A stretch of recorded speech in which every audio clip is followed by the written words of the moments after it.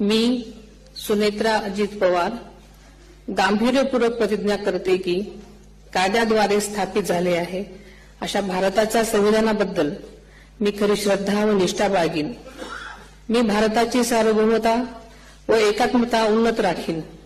मी महाराष्ट्र राज्याची उपमुख्यमंत्री म्हणून माझी कामे निष्ठापूर्वक व ससद्विवेक बुद्धीने पार पाडेन आणि संविधान व कायदा यानुसार सर्व तऱ्हेच्या लोकांना मी गांभीर्यपणे व निपक्षपातीपणे तसेच कोणाच्याही विषयी ममत्वभाव किंवा आकस न बाळगता न्याय वागणूक देईन।